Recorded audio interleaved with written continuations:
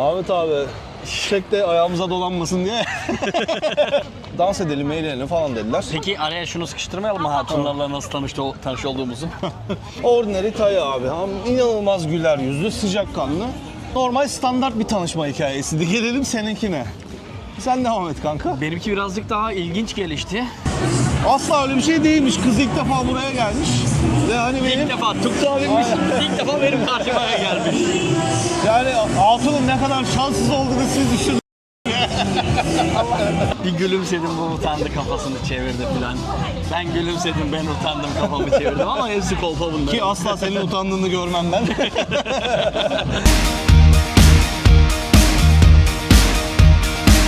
Hadi bakalım, buradan da güzel bir açılış yapmış olalım. Güzelliklerinden bahsederek başlayabiliriz bence konuşmaya. İki tane memleketin güzelliği karşımızda duruyor şu an. Şu an kadrajın içerisine alamıyoruz. Birazcık utangaçlar. Fakat... Gece ilerleyen saatlerinde çekeriz ya. Şimdi akşam saat 10 falan Walking Street'e geldik hep beraber. Dün akşam da biraz açıkçası dinlenerek geçti değil mi? Evet. Yani evet. yine dinlenerek geçtiğimiz en kötü günümüzde bile. Birazcık Nadas'a bırakmak iyi değil mi kardeşim? Yani o Soy Six'ten sonra yine gittik güzel bir işte Go-Go'da takıldık. İnşallah almıyordur. İnşallah. Ahmet abi, çek de ayağımıza dolanmasın diye. Ahmet abi çek de ayağımıza dolanmasın Ahmet abi. Ahmet abi. Evet, inşallah dolanmaz kimsenin ayağına. Şöyle bizim şeyleri de gösterelim de. Arkada gözüktüğü üzere Pattaya sign'ının önündeyiz. Aslında çok meşhurdu. Zaten şehrin her yerinden gözüken bir sign. Hemen sol tarafımızda bu Kohlan Adası'na giden iskele var.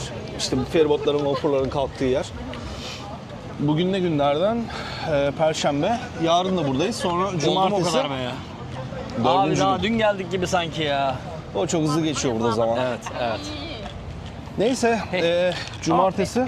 Thank you very much. Kapım krap. Neyse, cumartesi sabahı buradan geçeceğiz. Rezervasyonumuzu yaptık Kohlan'da da. Evet, benim hanım bunu verdi şimdi. Sen birazcık sıcaklamışsın. Hep sen mi vereceksin dedi elime. Biraz da ben vereyim dedi ya. Aynen, önce şekeri verdi ağzıma, sonra da bunu verdi elime. Şimdi ilk geldiğimizde şöyle güzel bir yürüdük walking'de ama saat daha erken olduğu için girmedik mekanlara. Bir de orada başlamak istemedik açıkçası çekime çünkü çok aşırı gürültü var. Kesinlikle. Bir de yani biz artık yıllardır geldiğimiz için walking çok açmıyor bizi ya. Yani aşırı turistik, her tarafta işte Hint barları, Rus barları şeyler. Sürekli böyle içeri davet eden, Gel yapan tayfa. gel yapan tayfa. O biraz can sıkıcı. Ama işte hatunlarla geldik. Ne yapacağız? Onlar da hani dans edelim, eğlenelim falan dediler. Peki araya şunu sıkıştırmayalım mı hatunlarla nasıl tanış olduğumuzu? Hani seninki biraz ordinary story fakat benimki bayağı bir strange. Tamam, ben başlıyorum o zaman. Lütfen. Benim hatun, yani şu anda izin almadığımız için göstermiyoruz da muhtemelen yine club'da falan çektiğimiz görüntülerden atarız. Malum arkadaşlık sitelerinden biriyle tanıştık. O da Alta şöyle link oldu. ekleyeceğim mi kardeşim? Arkadaşlık sitesinin adını. Ne ekleyeceğiz? İlk başta biz açıkçası hani bu sene aynı yere gelmeyelim diye Rayong düşünüyorduk. Ben Rayong'a konum atmıştım. Ondan sonra benim arkadaşımla eşleştik. Sonra orada konuştuk ettik falan, o da oralı.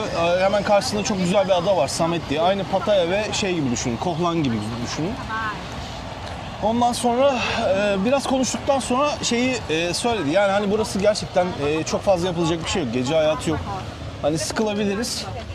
Hani biz yaklaşık 2-3 haftadır sürekli konuşuyoruz işte böyle ne haber, nasıl gidiyor falan filan. Hani biz geleceğimiz... Hikayenin başlangıcı aslında biz Aynen. Filipinlere gitmeye niyetliydik. Tabii öyle bir şey de var. Fakat süremiz kısıtlı olduğu için bir de Filipinler Manila'da tıkılı kalmak istemediğimiz için Evet, öyle bir diğer şey var. opsiyonlar El Nido vesaireydi. Fakat onlara Abi ton balışı geldi. Hemen masayı boşalt.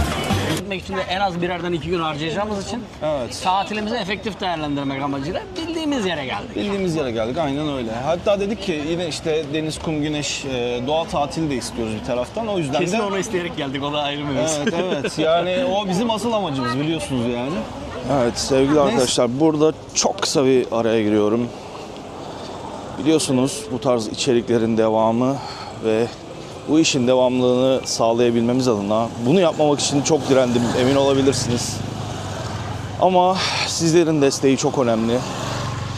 Bu tarz içeriklerin devamlılığı ve bizim daha motive bir şekilde bu işi yapabilmemiz için ücretsiz bir şekilde aboneliğinizi, like'larınızı, olumlu olumsuz yorumlarınızı bekliyorum. Yazdığınız ufacık şeyler bile olumsuz dahi olsa benim için çok ciddi bir motivasyon kaynağı. Eğer bunu yaparsanız gerçekten çok mutlu bir şekilde bu işlere, bu içeriklere, bilgilendirmelere, beraber eğlenmeye devam edeceğiz.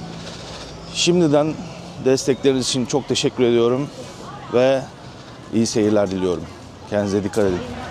Neyse, sonrasında hani gerek orada tanıştığımız diğer arkadaşlar, gerek işte Mimi'nin yönlendirmeleri sayesinde dedik ki hani Rayong'da biz sıkılacağız. Yani biz bir hafta 7-8 gün planladık. Orada hani 2-3 gün kalsak yeter gibi oldu. Sonra dedik ki hani Rayong da zaten aynı doğasıyla şeyiyle hani burada Rayong ve Koh-Samet'ten bahsediyorum. Hani burayla arasında çok fark yok aslında. Burası ve Kohlan arasında çok fark yok. Yani biz dedik hem geliriz burada yine gece hayatı, keyfimize bakarız, bildiğimiz yer. Hem de işte doğa tatilimizi şeyde yaparız, Kohlan'da yaparız. Sonrasında biz zaten hani bizim normal bir tanışma hikayemiz var. Biz tanıştık, sürekli yazışmaya devam ettik. Ondan sonra her şey güzel gitti. Hani ondan Mimi'den öyle bir teklif geldi bana. Yani siz gelmeyin dedi. Hani biz anlaştık. Ben geleyim. Yani biz açıkçası buradan tanıştığımız insanlar ya da buralı olan hatunlarla ya genelde freelance ya da işte paralı asker olduğu için takılmayı sevmiyoruz abi. Evet. Öyle Prensip olunca meselesi. da öyle olunca da hani karşı taraftan böyle bir teklif gelince hakikaten de hani kız görmek için, burada beraber eğlenmek için bizle de konuştu, sevdi. Hatta kamera açık, biz Emre ile falan da tanıştı. Biz görüntülü konuştuk kaç defa biz daha Türkiye'deyken. Neyse biz o şekilde tanıştık. Sonra bugün geldi yanımıza. Gayet güzel de anlaştık. Çok tatlış, tam böyle yüz hatları falan da aynı şey değil mi abi? Bildiğimiz Ordinary Thai. ordinary Thai abi. İnanılmaz güler yüzlü, sıcakkanlı. Ondan sonra tam böyle yani yaşlarda 30 civarı falan. Hani böyle görmüş geçirmiş tatlış bir abla. Neyse bu normal standart bir tanışma hikayesiydi. Gelelim seninkine. Sen devam et kanka. Benimki birazcık daha ilginç gelişti. Bundan öncekileri saymıyorum. Bundan öncekiler biraz hızlı başladı, hızlı bitti gibi nitelendirebiliriz. Bu arada Walking'e giriyoruz yavaş Walking'e yavaş. giriyoruz. Akşam bizimkiler beraberler. Ben odadan onların odaya çıktım. Beraber ikişer tane bira yuvarladık. Sonra kalktık. Hadi Bir şeyler atıştıralım. Bir şeyler atıştıralım. Oradan da Walking Street'e gideriz gibisinden bir mevzu içerisindeydik. Kalktık, pizzalar yenildi. İlk gördüğümüz tuk-tuk'a bindik. Tuk-tuk'ta karşımda güzeller güzeli bir tane hatun oturuyor. Böyle kaçamak bakıyor. Ben ona kaçamak bakıyorum. Bir gülümsedim, bu utandı, kafasını çevirdi filan. Ben gülümsedim, ben utandım, kafamı çevirdim ama hepsi kolpa bunlar. Ki asla senin utandığını görmem ben. Yani hayatta en zor utanacak insanlardan biridir kendisi. Abi bunların hepsi şey yani taktik. Diyelim taktik diyelim. Sonrasında işte ilerlerken bir bakıştık, iki bakıştık, kendi aramızda konuştuk filan derken sonra işte sağ olsun kardeşimin manitası işte nerede ineceksiniz muhabbetine girdi. Konuşmaya başladık hatta. Walking Street'e gidiyormuş o da, biz de gidiyoruz. Hatta en başta şey düşünüyorduk. Burada yani sorry. Adamı bir s***din kaldı sokağın ortasında. Neyse. Tabii ki Nemlizade'de o yaşanan şey yaşandı. Neydi o kardeş? Onu sen anlat.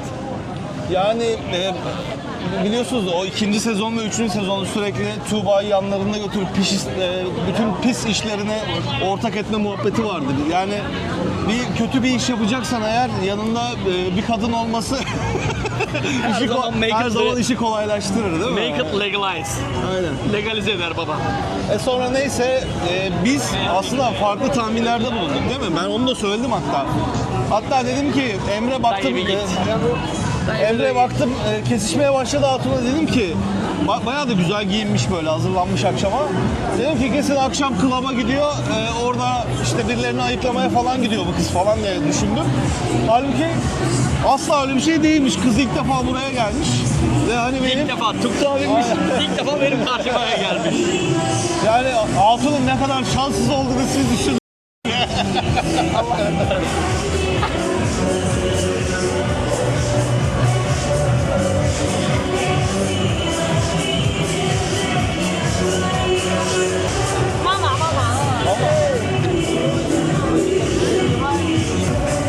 Evet, kimin ne kadar şanssız olduğunda kalmıştık sanırım. Aynen.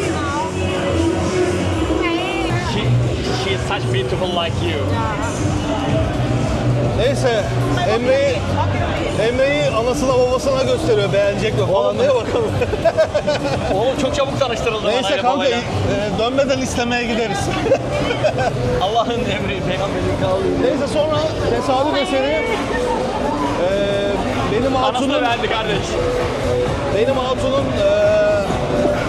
doğduğu yerle çok yakın bir yerde doğmuşlar. Böyle hemşeri çıktılar kızla falan.